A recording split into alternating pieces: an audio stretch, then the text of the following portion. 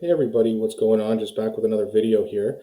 So it was just interesting. I was watching Joe Rogan's podcast the other day, and he had someone on. I can't remember the guy's name, but they were essentially talking about Canada, and Joe Rogan had some pretty interesting things to say. So I'm just going to play a little bit of this clip. I'm not going to play the whole thing, just the part where he talks about Canada, and then we'll react to that after. Fucking frozen communist shithole in Canada.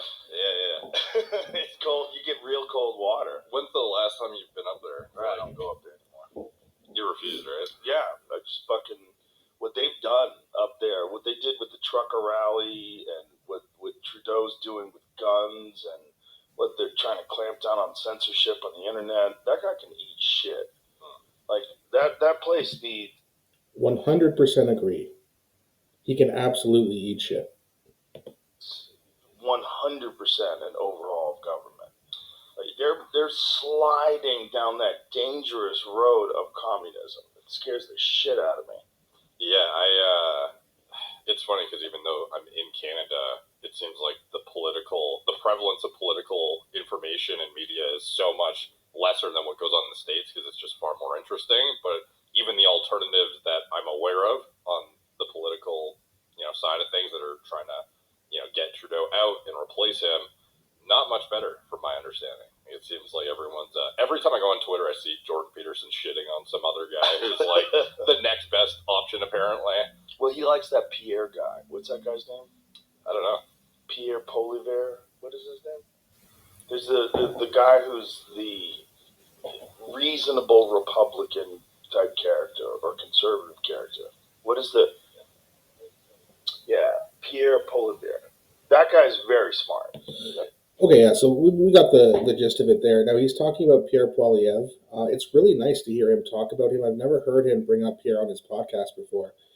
And that's really good for Pierre because a lot of people who like Joe Rogan would probably choose Pierre Poilievre over Justin Trudeau. So this gets his name out there even more. He's going to become even more popular because of this.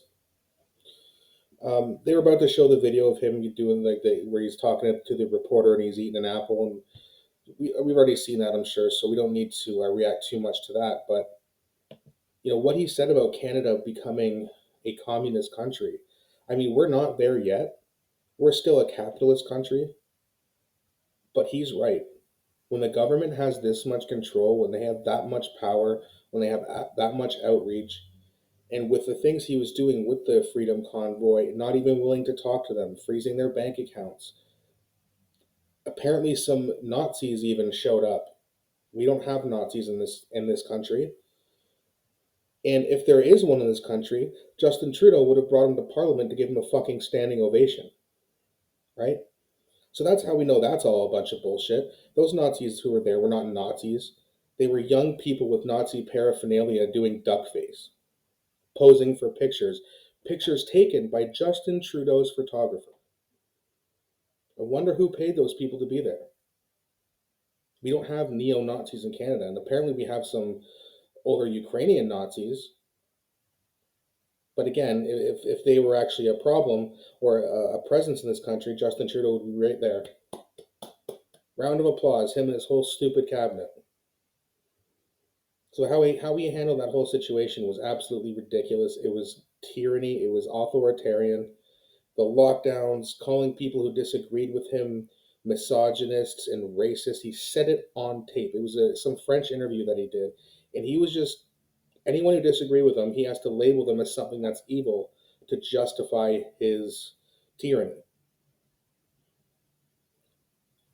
Now you look at what they want to do in terms of you take the Chinese Communist Party, who Justin Trudeau has said on tape that he admires them.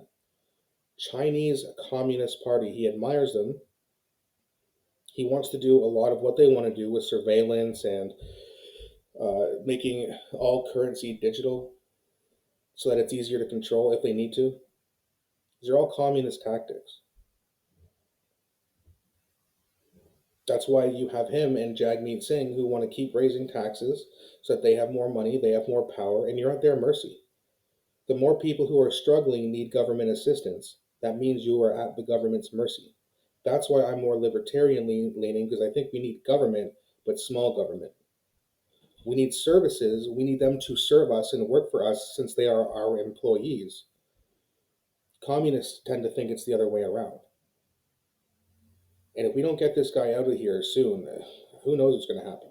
Now, the conservatives have kind of been hinting that, there may be an election this spring. I don't think that's going to happen. I think they're just being hopeful. I think they think that maybe there's going to be a vote of confidence, non-confidence rather, but the NDPs have to go along with that. Maybe they will. Maybe they think right now is their best chance. I would agree with that. They're not going to win, but if they wait 2 more years of Andrea Horwath and Olivia Chow and what's his face in Vancouver, these cities are going to become shitholes, or even bigger shitholes, I should say. And Canadians are going to see that, and that's going to hurt the NDP, giving the Conservatives even a bigger majority. At least right now, it's a guarantee that the NDP goes from the number 3 ranking party in this country to the 2nd ranking party. Well, that's a step up. A step up's better than a step lateral or a step back.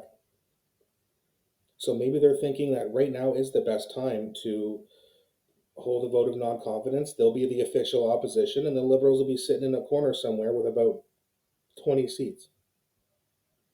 I may be exaggerating on the number, but they're going to have way less seats than they have now.